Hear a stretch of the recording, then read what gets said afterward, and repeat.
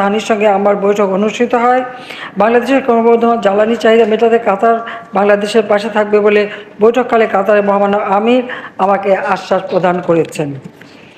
6 March কাতার ফাউন্ডেশনের বিনতে নাসেরের সঙ্গে আমার বৈঠক হয়।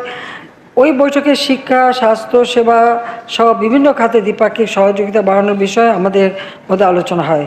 শেখ হাসিনা কর্তৃক প্রতিষ্ঠিত এডুকেশন অ্যাবভ অল ফাউন্ডেশনের আওতায় বাংলাদেশে প্রাথমিক স্তরে ঝরে পড়া শিক্ষার্থীদের সহায়তার লক্ষ্যে কাতার ফান্ড ফর ডেভেলপমেন্টের সঙ্গে $12.7 মিলিয়ন অনুদান সম্পর্কিত একটি সমঝোতা স্মারক স্বাক্ষরিত হয়।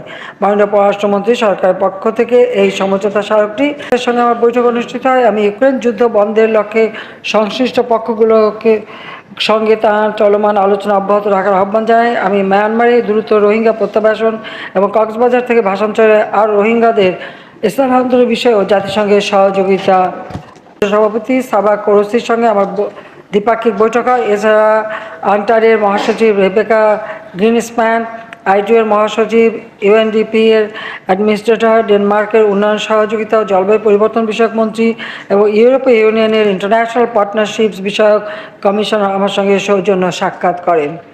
আমার সফরসঙ্গী হিসেবে অন্যান্যের মধ্যে মাননীয় শিক্ষামন্ত্রী, মাননীয় পররাষ্ট্রমন্ত্রী, মাননীয় বাণিজ্যমন্ত্রী কাতার সফর করেন হয়। সামগ্রিকভাবে জাতিসংঘ সম্মেলনে অংশগ্রহণের মধ্য দিয়ে বাংলাদেশ তার লক্ষ্য অর্জন করতে পেরেছে বলে আমি মনে করি। এই সম্মেলনে আমরা রূপকল্প 2041 বাস্তবায়নের পথে এলডিসি থেকে উত্তরণ এবং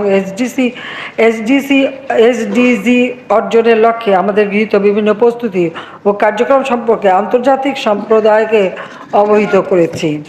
স্বল্পোন্নত দেশগুলোর পক্ষ থেকেও আমরা দোহা প্রোগ্রাম অফ অ্যাকশনে আমাদের জন্য প্রযোজ্য বিষয়গুলো বাস্তবায়নের বিষয়ে অঙ্গীকার ব্যক্ত করেছি।